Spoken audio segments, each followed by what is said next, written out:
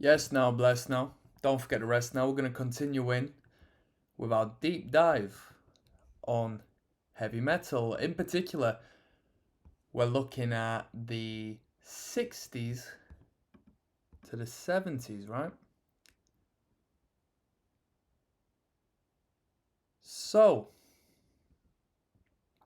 there are arguments about whether these and other early bands, and let me just recap, right? We've had a brief overlook of bands such as we can see, brief mention of Kiss, a lot of reference to Deep Purple, Led Zeppelin, Black Sabbath, Rainbow in the mid 70's. And one thing is interesting is I never ever ever knew much about Rainbow first and foremost, but they are giving Rainbow credit for pioneering both power metal and neoclassical metal. And neoclassical is something that's we're going to open up a page on neoclassical. Does anybody know all about neoclassical? Because all I know is that it's very shred centric, like lot of incredible guitar work, a bit too. You have to be a great musician to be in a neoclassical band. I know that much, like Ingrid Malmsteen and all that. There are arguments about whether these and other early bands truly qualify as heavy metal or simply as hard rock. Those closer to the music's blues roots or placing greater emphasis on melody are now commonly ascribed to the latter label. AC/DC, which debuted with High Voltage in 1975, is a prime example. Yeah, you know what? To me, AC/DC is not a metal band. It AC/DC is not a metal band. No way, no way. The 1983 Rolling Stone Encyclopedia entry begins Australian heavy metal band AC/DC. Rock historian Clinton Walker wrote, calling AC/DC a heavy metal band in the 70's was as inaccurate as it is today. They were a rock and roll band but just happened to be heavy enough for metal. The issue is not only one of shifting definitions, but also a persistent distinction between musical style and audience identification. Ian Christ, or Ian Christ perhaps, describes how the band became the stepping stone that led huge numbers of hard rock fans into heavy metal perdition. In certain cases, there is little debate. After Black Sabbath, the next major example is Britain's Judas Priest, which debuted with Rock and Roller in 74. In Chris's description, we'll look at that in a moment. So, reference to Judas Priest now, they released Rock and Roller in 74. Judas Priest, I don't know much about the band or the history or the actual records of Judas Priest, but Judas Priest has always been referenced as heavy metal. Always been referenced as heavy metal as opposed to hard rock.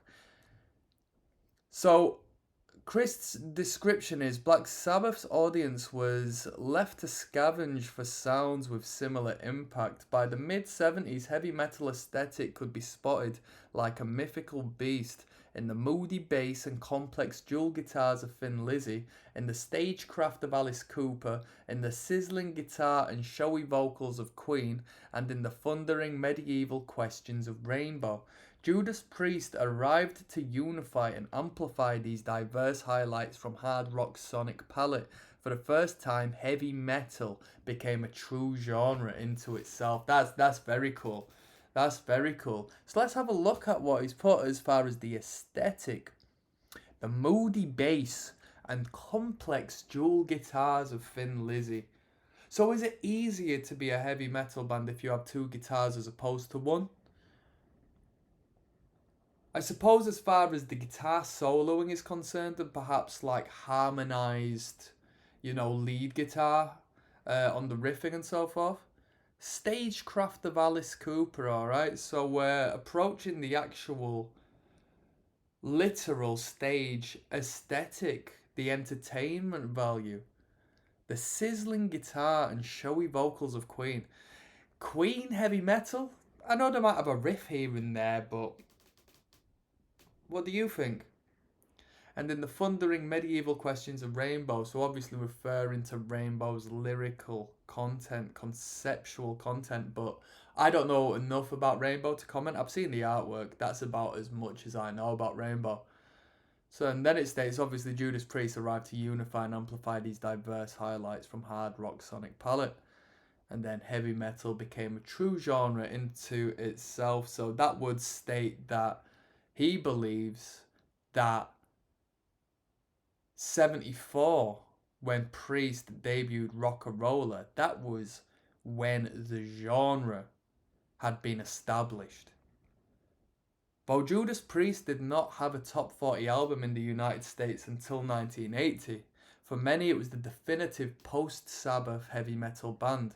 Its twin guitar attack, featuring rapid tempos and a non-bluesy, more cleanly metallic sound, was a major influence on later acts.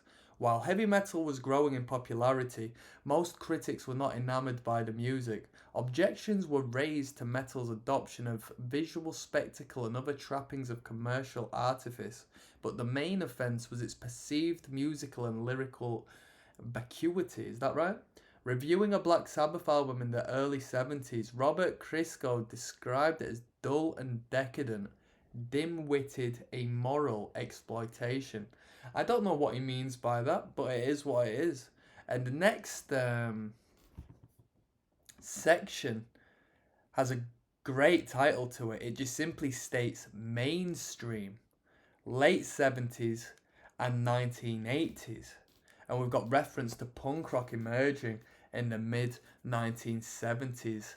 So this is going to be a good section. We're going to have some interesting things to learn. My personal favourite decade of music, including metal and punk music, is the 80's. So I've got a lot of interest in regards to what we're going to find out as far as the 80's are concerned in the heavy metal journey we're about to take on.